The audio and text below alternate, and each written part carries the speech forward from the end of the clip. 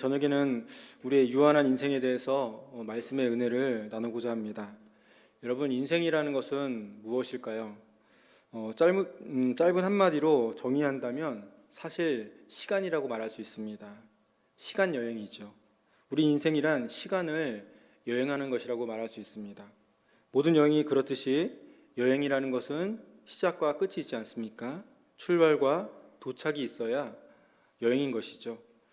그것처럼 우리 인생이 시간인 여행인 까닭은 우리 인생이 출발이 있고 끝이 있죠.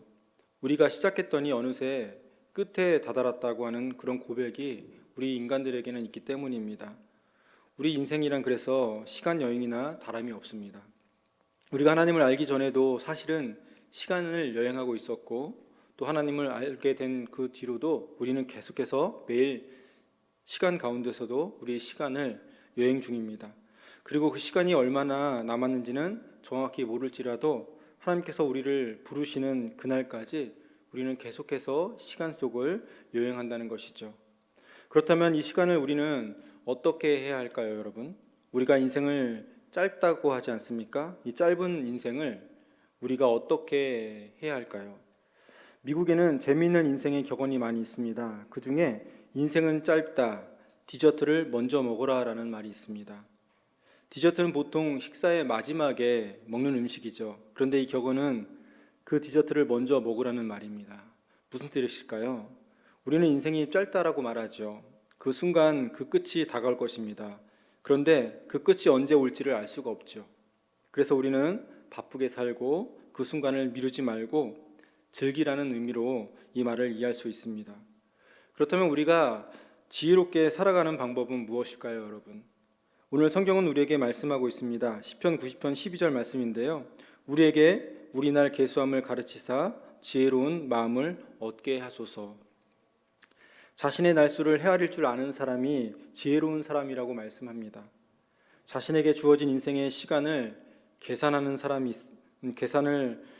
사람이 있었습니다. 그는 러시아의 대문호 도스토옙스키라고 하는 사람인데요. 그는 내란 음모에 빠져서 29살에 체포가 되었고 사형을 받게 되었습니다. 이제 곧 사형 집행이 진행이 되고 그에게 5분의 시간이 주어졌습니다. 그가 둘러보니 석양이 해가 지는데 그렇게 아름다울 수가 없습니다. 그는 자신에게 주어진 그 5분을 어떻게 쓸까 빠르게 생각을 했습니다. 그리고 이렇게 소중한 시간을 쓰기로 마음을 먹었습니다. 처음 2분은 하나님께 그동안 살게 해주신 것을 감사하고 인생을 정리하는 시간으로 삼았습니다. 그리고 그 다음 2분은 자신을 사랑하고 지지해준 자신의 가족과 친구들을 생각하면서 작별하는 시간 2분을 보냈습니다. 그리고 다음 1분은 아름다운 자연을 바라보면서 마무리를 지었습니다. 마침내 5분이 지나서 사형이 막 집행되려고 하는 순간 한 병사가 흰 손수건을 흔들면서 달려왔습니다. 황제의 칙령이요, 사형을 중지하시오. 그리고 그가 사면되어서 풀려나게 되었습니다. 사형 직전까지 갔던 그 사람이 풀려나서 그는 자신의 남은 인생의 시간을 어떻게 사용하며 살았을까요, 여러분? 그는 마지막 5분을 생각하며 살았을 것입니다. 자신에게 주어진 인생의 시간이 하나님의 선물인 것을 생각하면서 살았겠죠. 하루하루 하나님의 소중한 은혜였을 것입니다. 그의 명작이 탄생하는데요. 그 시가 바로 그 시기에 죄와 벌, 카라마조프가의 형제들이라고 하는 유명한 작품들이 탄생하게 되었습니다. 하나님은 영원부터 영원까지 계신 분이지만 우리 인생에게는 처음이 있고 끝이 있습니다. 오늘 시편 90편은 끝이 있는 우리 인생에 대하여서 말씀을 하고 있습니다. 이 시편은 하나님의 사람 모세가 지은 시로서 시편 150편 가운데 가장 오래된 시입니다. 한 주석가는 이 시를 두고 이와 같이 말했습니다. 이 시는 봄날 하늘같이 올라와 즐거운 노래를 부르는 종달새의 노래가 아니다. 이 시는 쓸쓸한 가을날 나뭇가지 위에 외로이 앉아 우는 울새의 노래와도 같다. 오늘 이 시편의 말씀은 우리에게 인생의 유한함과 무상함을 보여주고 있습니다. 첫 번째로 오늘 시편은 우리가 티끌에 불과함을 말씀하고 있죠. 시편 90편 3절 말씀입니다. 주께서 사람을 티끌로 돌아가게 하시고 말씀하시기를 너희 인생들은 돌아가라 하셨사오니. 하나님께서 인생을 향하여서 뭐라고 말씀하십니까? 너희 일생들아 흙으로 돌아가라. 하나님께서 돌아가라고 하시면 우리는 돌아가야 하는 것입니다. 티끌로 돌아가는 것이 인생이죠. 백굴로 돌아갑니다. 진토로 우리는 돌아가야만 합니다. 욥은 탄식하면서 이와 같이 말했습니다. 욥기 14편 7절에서 10절 말씀입니다. 나무는 희망이 있나니 찢길지라도 다시 um이 나서 연한 가지가 끊이지 아니하며 그 뿌리가 땅에서 늙고 줄기가 흙에서 죽을지라도 물 기운에 um이 돋고 가지가 뻗어서 새로 심은 것과 같거니와 장정이라도 죽으면 소멸되나니 인생이 숨을 거두면 그가 어디 있느냐. 인간은 소멸되게 되어 있다는 것이죠. 사람들은 이 인생의 한계와 솔직하게 직면하기를 두려워합니다. 엄연한 현실을 외면하고 싶어하죠.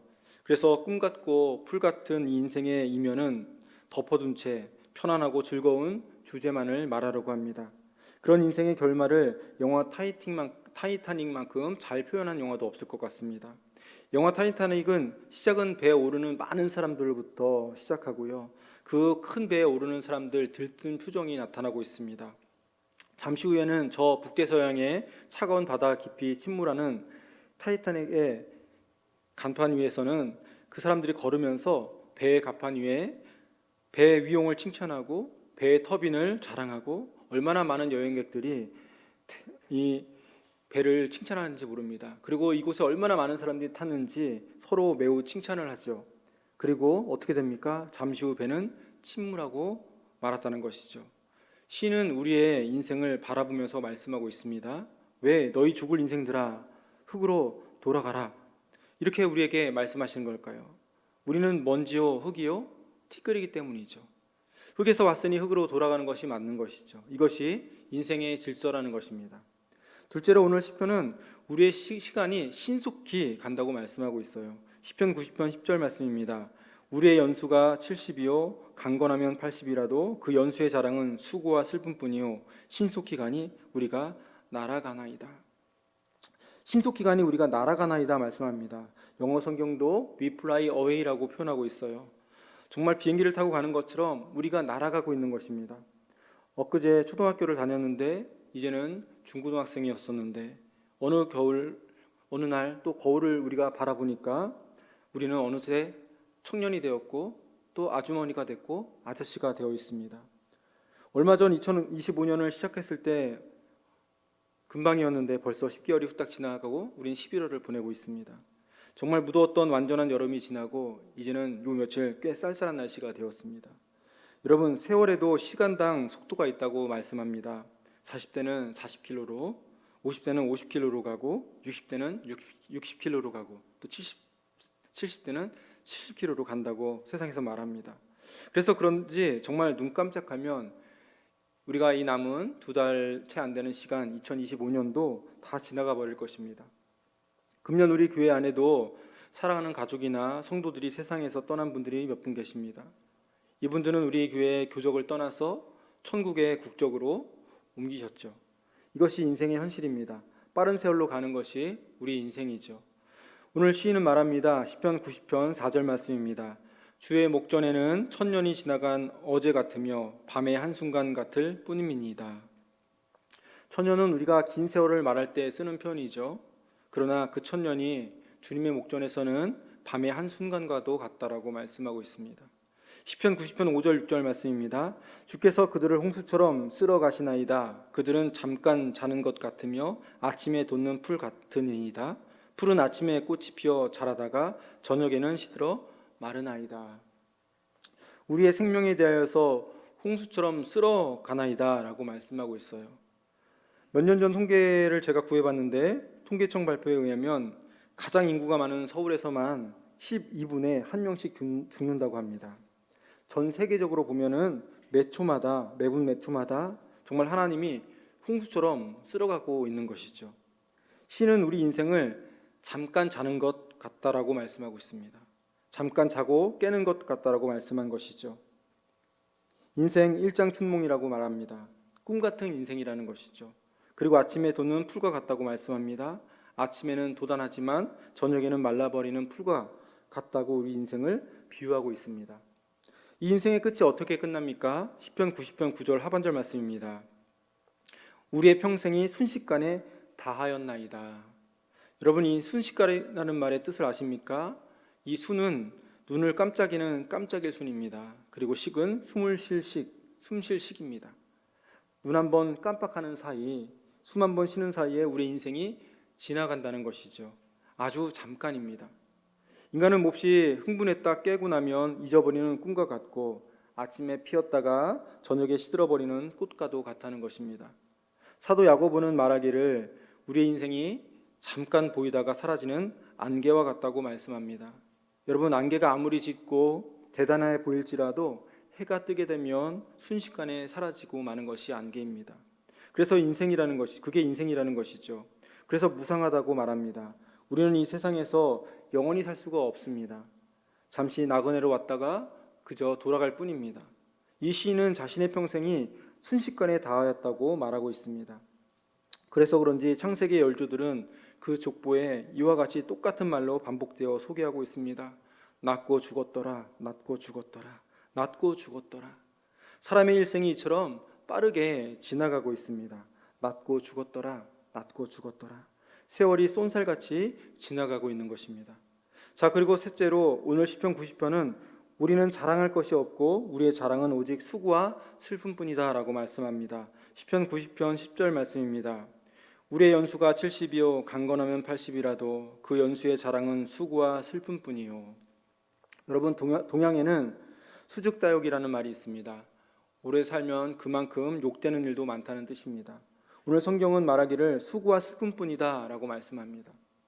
야곱이 어느 날 죽은 줄 알았던 자신의 아들 요셉을 만났습니다. 요셉의 안내로 그가 이제 통치자 바로 앞에 서게 되었죠.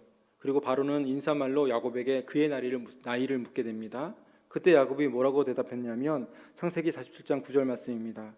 야곱이 바로에게 이르되 내 나그네 길의 세월이 130년이니이다. 내 나이가 얼마 못 되니 우리 조상의 나그네 길의 연주에 미치지 못하나 험악한 세월을 보내었나이다 하고. 여러분, 야곱이 얼마나 똑똑한 사람이었습니까? 그보다 영리한 사람도 없을 것입니다. 근데 놀랍게도 자신의 생을 두고 돌아보며 험악한 세월을 보냈다라고 말하고 있습니다. 영리하게 살아도 약하게 살아도 수고와 슬픔뿐인 것이죠. 오늘 말씀은 인생의 유한함과 인생의 무상함을 말씀하고 있습니다. 길지 않은 인생, 한 번뿐인 그 인생이 빠르게 가는데 그것도 수고와 슬픔뿐입니다. 그 마지막은 티끌로 돌아가게 될 뿐이죠. 근데 이 중요한 사실을 의식하지 않고 욕심부리고 살아가는 한 사람이 있었습니다. 그는 열심히 일했습니다. 많은 수확을 거두었죠. 그리고 곡간에 쌓아둘 곡간이 작아서 크게 곡간을 또 지었습니다. 그곳에 많은 곡식을 쌓아두었습니다. 그리고 만족해합니다. 스스로 자문자답하면서 스스로에게 말하죠. 내 영혼아, 여러 해 쓸 것을 많이 쌓아두었으니 이제 평안히 쉬고 먹고 마시고 즐거워하자. 그러나 그때 하나님께서 하신 말씀이 무엇이었습니까? 누가복음 12장 20절 말씀입니다. 그러나 하나님께서 말씀하셨다. 어리석은 사람아, 오늘 밤에 내 영혼을 내게서 도로 찾을 것이다. 그러면 내가 장만한 것들이 누구의 것이 되겠느냐. 자, 하나님은 그를 향하여서 어리석은 사람아 라고 말씀하고 계시죠. 여러분, 그가 왜 어리석습니까? 얼마나 노력했습니까? 얼마나 땀 흘리면서 그 수확을 거두었습니까? 얼마나 똑똑한 사람입니까? 그러나 그는 결정적으로 자기의 날을 셀 줄을 몰랐던 것이죠. 돈은 잘 세는데 시간을 셀 줄 몰랐습니다. 그는 그저 세상에 늘 살아있을 줄 알았습니다. 우리에게 가장 큰 문제는 우리가 죽지 않고 늘 살 것처럼 생각하는 것이죠. 이 시각만 교정해도 우리의 인생의 문제는 대부분 해결할 수 있을 것 같습니다. 사람들의 인생의 한계성, 죽음을 면할 수 없는 자신의 생을 의식하지 못한 채 욕심을 부리고 근심을 하며 살아가는 것이죠. 나는 죽을 수밖에 없는 존재입니다. 언제나 죽을 수밖에 없죠. 사람들이 이것을 모르는 것은 절대 아니죠. 그러나 언젠가 죽을 수밖에 없다라고 하는 그 생각은 하지만 그 언젠가가 지금은 아니지, 지금은 아닐 거야, 지금은 아니야 라고 생각하는 것이 문제입니다. 더 많이 남아있어, 더 오래 걸릴 거야. 그렇게 생각하는 것이죠. 그 결과 죽음은 항상 나와는 무관한 것이 되는 것이죠. 지금은 아니야라고 생각하는 그것이 오늘 하나님이 말씀하시는 인간의 어리석음이죠. 인간의 오만함이죠. 그러나 여기에 모세의 중요한 기도가 있습니다. 시편 90편 12절 말씀입니다. 우리에게 우리의 날을 세는 법을 가르쳐 주셔서 지혜의 마음을 얻게 해 주십시오. 자, 우리가 우리의 날을 세는 것은 우리에게 죽음이 있음을 우리가 기억하는 것입니다. 여러분, 우리의 시간은 우리의 생명이죠. 한 시간이 지나면 내 생명이 한 시간이 줄어든 것입니다. 한 시간이 지나면 내 생명이 한 시간 사라진 것이죠. 1년이 지나면 내 생명이 1년이 짧아진 것입니다. 돈은 잃었다가 다시 벌 수 있지만 시간은 잃었다가 다시 찾을 수가 없죠. 그러면 앞으로 나의 남은 삶을 그 세는 것은 무엇을 말하는 것일까요? 바로 어떻게 하면 이 하루도 헛되지 않게 살 것인가, 보다 가치 있게, 보다 보람 있게 살까를 생각하는 것입니다. 우리의 날에 수를 헤아릴 줄 아는 것이 바로 이 지혜의 마음이라는 것입니다. 오늘 말씀은 우리에게 우리의 날을 세는 지혜를 가르쳐주고 있어요. 우리는 우리 날수를 세워야 하는 것입니다. 우리는 모두 시한부 인생을 살고 있는 것이 아니겠습니까? 꼭 병원에 가서 진단받고 얼마나 남지 않았습니다 하고 선고를 듣고 나서야 우리가 시한부가 아닙니다. 누구나 시한부 인생을 살아갑니다. 하나님으로부터 주어진 기한 만큼만 우리는 살 수밖에 없는 것이죠. 서양 연극 중에 자신의 생명이 15분밖에 남지 않은 한 젊은이를 그리는 단지 15분이라는 연극이 있습니다. 이 연극의 젊은 주인공은 어려서부터 총명했습니다. 그는 뛰어난 성적으로 학부를 마치고 또 박사 과정을 수료하고 논문까지 심사에도 통과를 했습니다. 이제 그는 학위를 받을 날짜만 기다리면 되는데 정말 이제 앞으로 장밋빛 그 인생만 남은 것 같은데, 그런데 그가 어느 날 가슴에 통증이 생겨서 병원에 가보았습니다. 근데 청천벽력 같은 진단이 떨어졌습니다. 시한부 인생이라는 것입니다.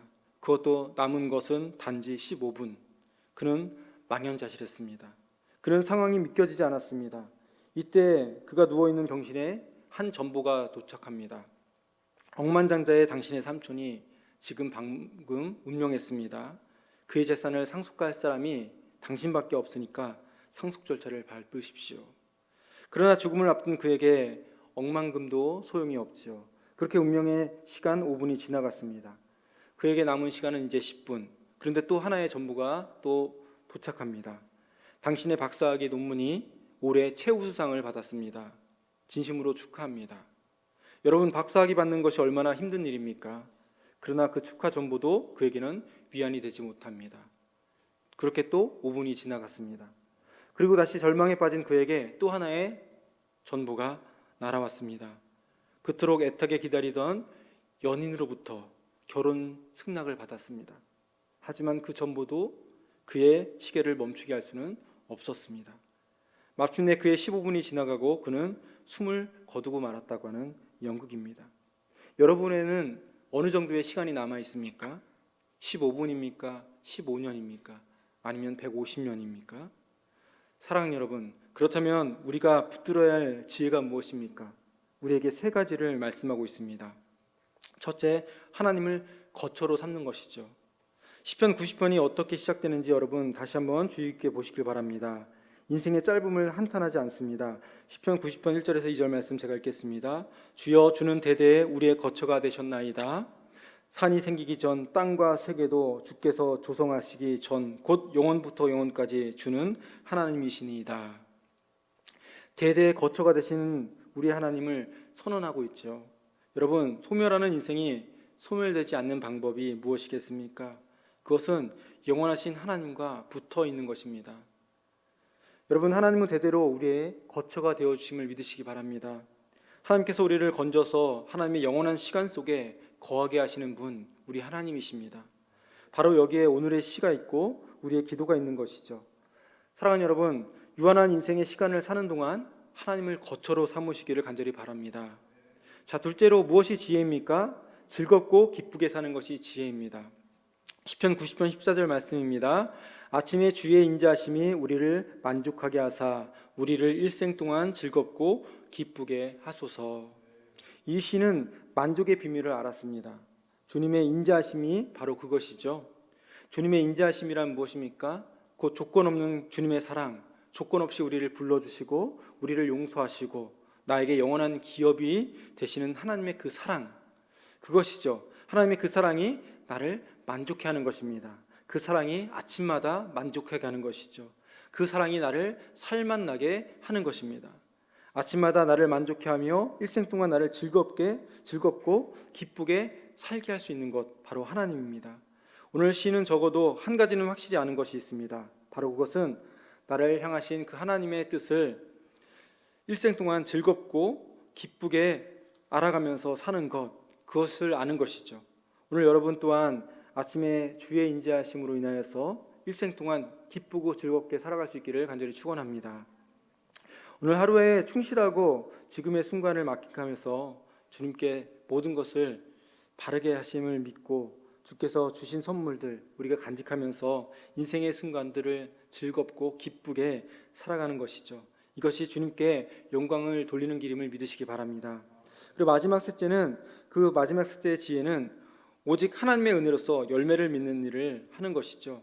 오늘 성경은 이렇게 말씀합니다. 시편 90편 17절 말씀입니다.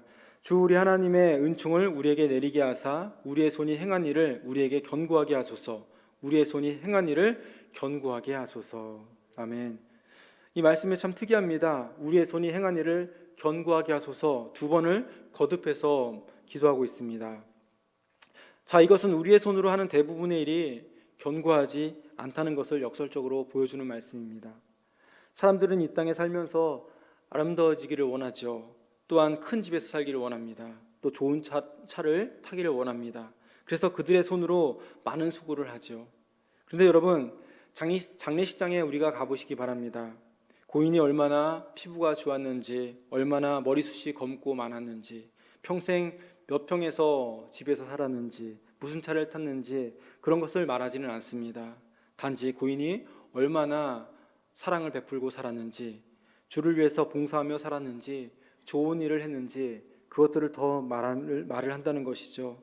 사랑하는 여러분, 무슨 일을 하든지 잠깐 있다 사라지는 것 위에 살지 마시고 영원한 세상을 준비하면서 살아가는 저 여러분 되길 간절히 바랍니다. 그때 주님께서 여러분의 손으로 행한 일을 반드시 견고하게 하실 것입니다. 우리의 손으로 한 것들 견고하게 하실 분 바로 주님밖에 없다는 사실을 기억하시기 바랍니다. 영혼을 사모하며 오늘의 삶의 순간을 축복으로 맞이하시기를 바랍니다. 인생의 때를 살아가며 잘 된다고 교만하지도 말고 또 안 된다고 낙심하지도 마시고 영원하신 하나님의 뜻을 믿고 그 하나님을 경외하면서 오늘 내게 주신 그 모든 삶을 충실하게 즐겁게 살아가시기를 간절히 바랍니다.